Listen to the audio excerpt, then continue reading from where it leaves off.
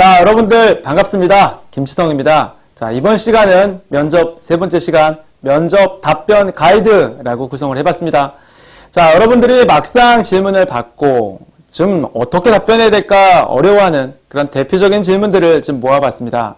자, 그리고 이런 내용들을 어떻게 하면 합리적으로 답변할 수 있을지, 그리고 또 답변을 구성할 때 가장 유의사항은 어떤 것들이 있을지, 이런 부분들을 가지고 한번 이야기를 나눠보도록 하겠습니다. 자, 면접장에 만약에 가실 예정이신가요? 오늘 강의를 잘 들으셔야 될 것 같아요. 면접장에 혹시 갔다 오셨나요? 아마 이 강의를 들으면 되게 속상할 것 같아요. 자, 그만큼 빈도수가 높은 질문들, 그리고 여러분들 기준에서 가장 어렵게 생각하는 질문들을 한번 추려해서 갖고 왔습니다. 자, 한번 내용들을 보면서 같이 한번 얘기를 해보도록 할게요. 자, 첫 번째 질문입니다. 창의력을 발휘한 경험에 대해서 이야기를 해보시기 바랍니다. 요즘 기업의 키워드가 굉장히 창의력 쪽으로 많이 기울여져 있습니다. 왜 그래요? 변화의 흐름이 너무 빠르니까요. 자, 제가 지금도 기억나는 게요. 여러분들 스마트폰 언제 처음 나왔는지 아세요? 벌써 되게 오래됐죠. 제가 그때 당시 모 기업의 초빙 면접관으로 갔을 때 일입니다. 스마트폰이라는 것이 요즘 굉장히 앞으로 유행의 조짐을 보이는데 우리 지원자들은 스마트폰을 어떻게 알고 계세요? 라는 질문을 했던 기억이 있어요. 제가 한 게 아니죠. 옆에 계신 다른 면접관님께서 그 얘기를 한 게 기억이 납니다. 되게 오래된 얘기 같아요. 그런데 지금 벌써 뭐 스마트폰 안 쓰는 사람이 있습니까? 자, 요즘은 어떤 이야기들이 많이 나와요? 폴더블, 아니면은 뭐 그 밖에 더 좋은 그런 기술들이 많이 나오고 있는 것처럼 이 면접도 계속적으로 트렌드도 바뀌고 있고, 그리고 지원자의 다양한 속성들을 또 더 발전되게 물어보는 형태로 가고 있습니다. 기업들의 이런 모습이 반영된 가장 기본적인 그런 여러분들의 역량이 바로 창의성이에요. 자, 그래서 모 기업은 아예 창의성 면접이라고 별도로 그렇게 구성을 하는 그런 기업들도 있고요. 자, 창의성을 이렇게 기업에서 대놓고 물어보는 경우도 참 많은 것도 사실입니다. 자, 한번 보도록 할게요. 창의적인 사고 능력을 가지고 있는 지원자가 앞으로 인재 요소이기 때문에 이렇게 창의성을 물어보는 질문을 많이 한다는 거 잘 기억하시고요. 자, 답변 방안입니다. 소소한 경험이라도 매우 창의적인 답변으로 구성할 수 있다는 것을 먼저 잘 기억하시기 바랍니다. 그러니까 창의적이라고 해서 여러분들이 무슨 뭐 굉장히 뭐 뛰어나고 갑자기 막 번쩍이는 아이디어를 통해서 뭔가를 만들어내고 막 사람들한테 기립박수를 받고 이게 아니에요. 자, 예를 들어 볼게요. 내가 그동안 아르바이트를 했는데 나는 A 다음에 B, 그 다음에 B라는 일을 하라고 그렇게 배웠어요. 반드시 A 다음에는 B를 해야 된다. 그리고 이거 다음에는 C를 하는 거야. 알았지? 라고 했는데 제가 그 일을 계속 해보니까 A 다음에 C를 먼저 하고 그 다음에 B를 하는 게 굉장히 더 편하다는 것을 알게 됐습니다. 그리고 더 빠르게 일을 진행할 수 있다는 것도 알게 됐어요. 자, 그럴 때 여러분들이 어떻게 해야 돼요? 그냥 그렇게 하면 안 되죠. 일단은 승낙을 얻어서 그 위에 계신 분한테 매니저에게, 점주님에게, 대리님에게 허락을 받고 또는 승낙을 얻어서 그렇게 순서를 바꿔갖고 일을 계속 진행했습니다. 이게 창의적이죠. 이게 창의적입니다. 자, 따라서 번뜩이는 아이디어라는 그런 제한적인 그런 사고의 틀에 그렇게 잡히지 말고요. 기존의 것들을 조금 더 내가 좋게 바꿔본 그런 경험들을 가지고 이야기를 만들면 얼마든지 좋은 그런 창의성에 관한 스토리를 뽑아낼 수 있다는 것을 먼저 말씀을 드리고 싶습니다. 자, 답변을 좀 보도록 할게요. 이거는 뭐 그 누군가의 답변 예시이기 때문에 뭐 정답이다라는 부분보다는 저렇게 얘기하는 것이 좀 좋겠다라고 하는 그런 아이디어적인 측면에서 좀 넓은 마음으로 보시기 바랍니다. 자, 답변입니다. 저는 분석을 통해 아이디어를 내는 것을 좋아합니다. 대학 시절 저는 블로그 운영을 하는 것이 취미였습니다. 블로그를 운영하면서 저만의 특색을 가진 맞춤 블로그를 만들면 어떨까라는 고민을 했습니다.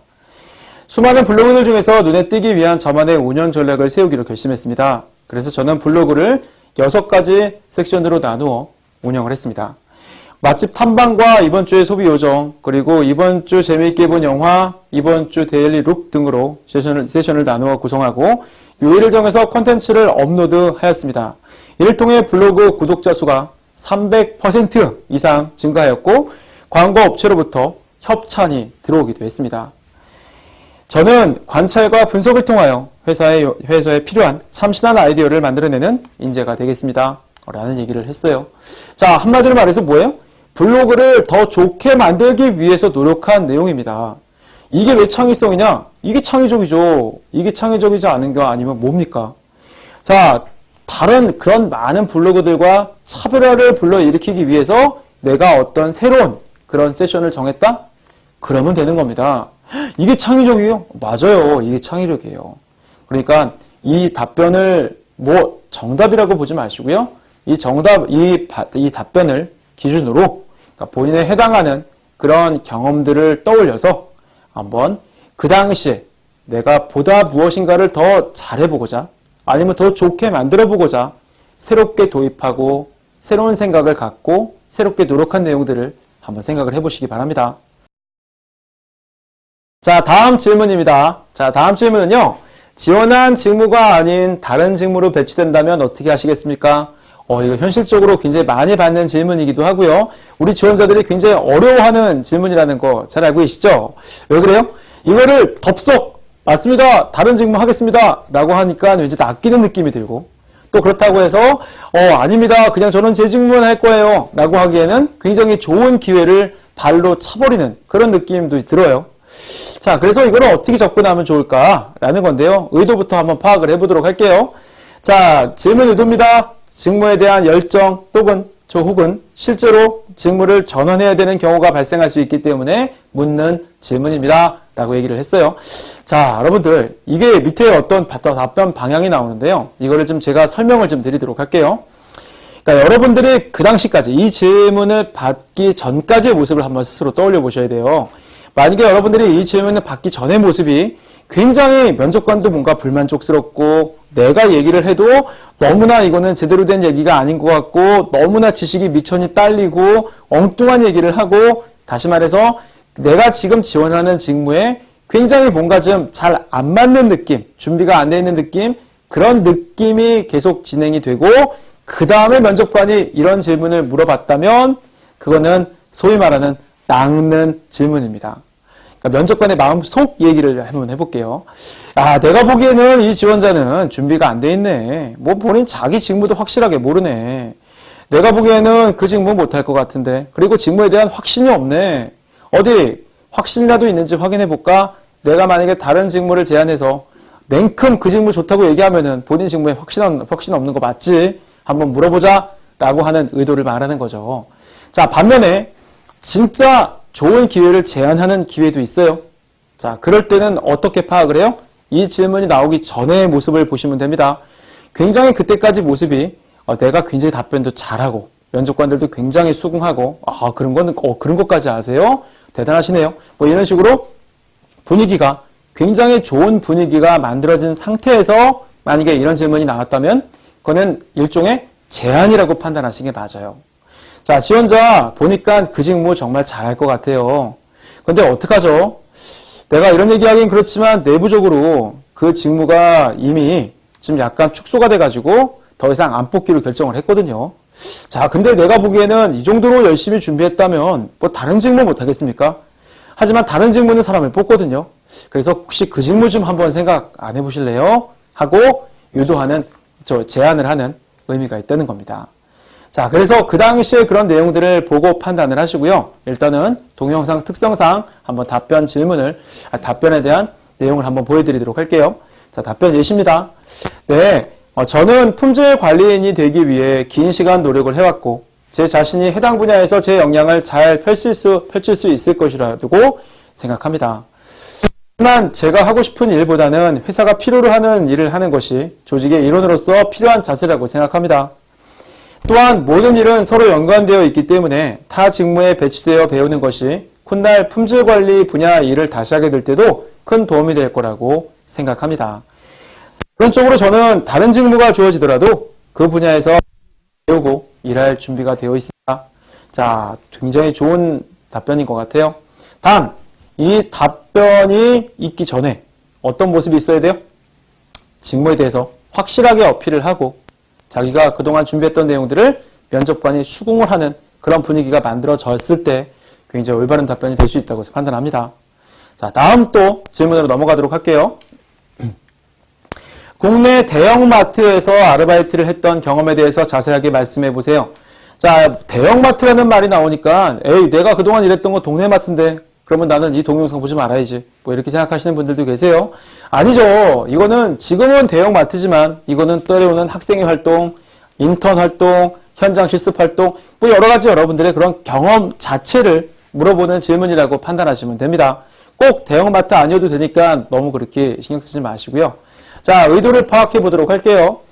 회사의 업무 환경과 유사한 환경에서 일해본 경험을 통해 지원자가 어떤 점을 가장 인상 깊게 기억하고 있는지를 알아보고자 하는 질문 의도가 있다는 겁니다.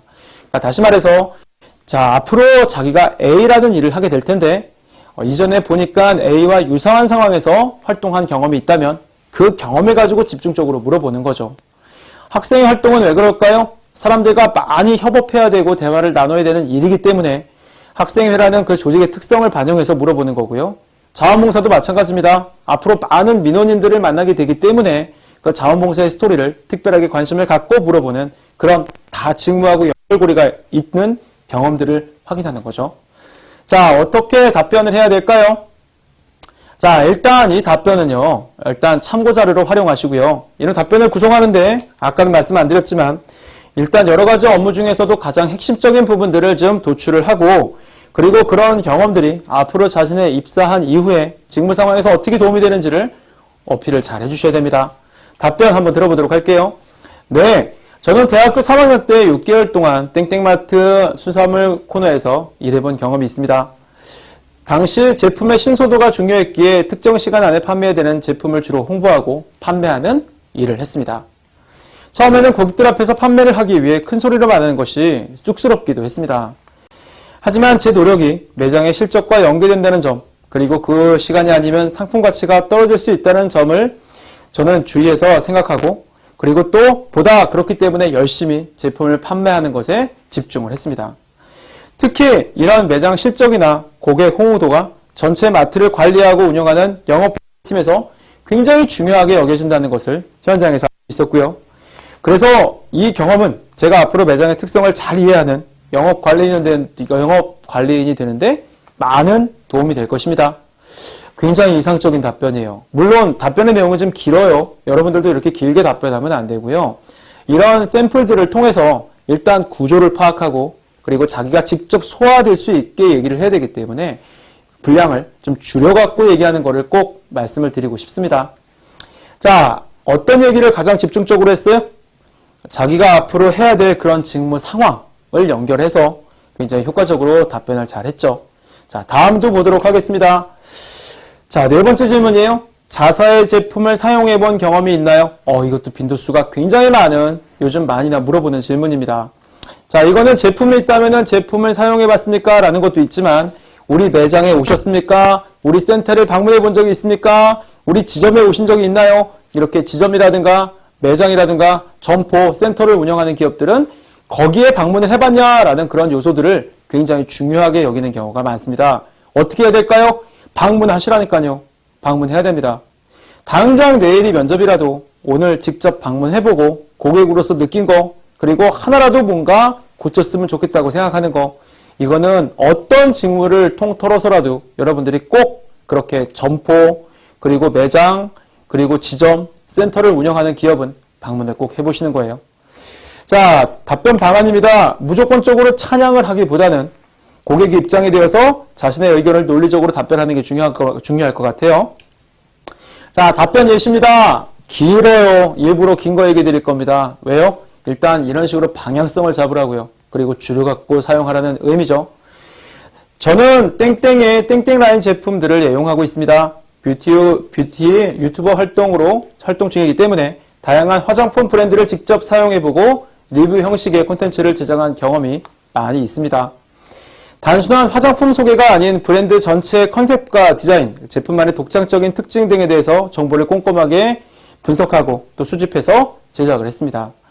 콘텐츠 제작을 통해 알게 된 점은 자연과 깨끗함, 순수함을 메인 컨셉으로 하고 있기 때문에 심플하고 맑은 느낌의 패키지 디자인이 특징이라는 것과 굉장히 공격적인 SNS 마케팅을 전개하고 있다는 것을 들 수 있습니다.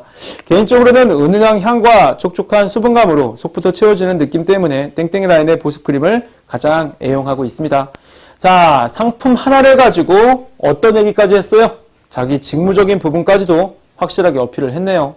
자, 이런 내용들을 얘기를 하려면 어떻게 해야 될까요? 써봐야죠. 당연히.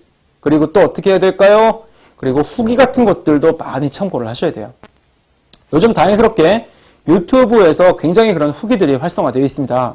찾아보면은 깜짝 놀랄 정도로 별의별 후기들이 다 있거든요. 자, 그래서 그런 내용들을 가지고 여러분들이 답변을 너무 주관적인 답변이 아니라 객관화되어 있는 그런 답변들을 좀 구성해 보시면 그 기업도 굉장히 신뢰성을 많이 느끼게 될 거예요. 우리 기업에 관심이 있기 때문에 쓴 거거든요. 우리 기업에 관심이 있기 때문에 가본 겁니다. 그럼 반대로 안 써봤어요? 안 가봤어요? 라고 하면 어떻게 될까요? 기업에 대한 관심이 없는 사람으로 평가가 되겠죠. 자, 5번째 질문을 한번 보도록 하겠습니다.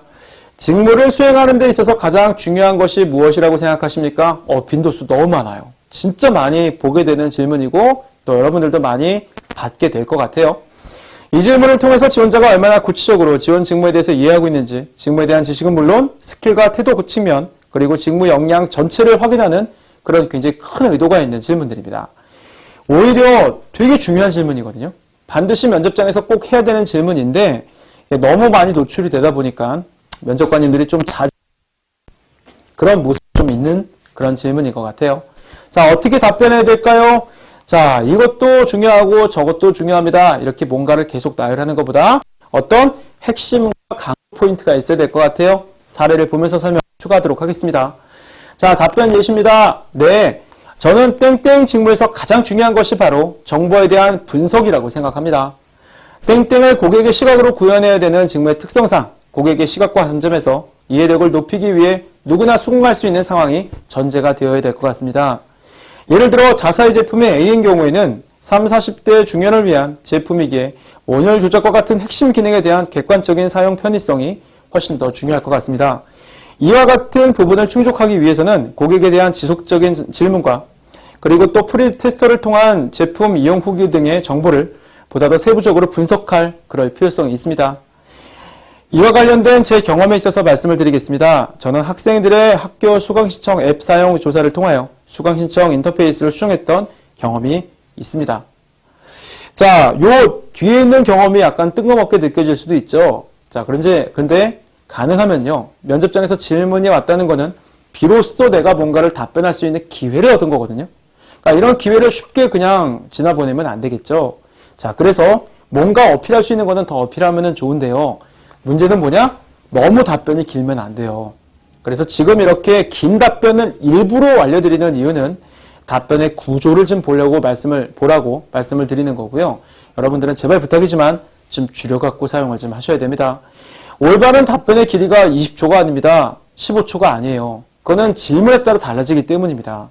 하지만 뭔가 부연적인 설명이 되는 것이 스스로 느껴진다면 그 부분은 과감하게 삭제를 하고 핵심적인 내용들로 좀 구성을 하라는 얘기를 꼭 드리고 싶어요.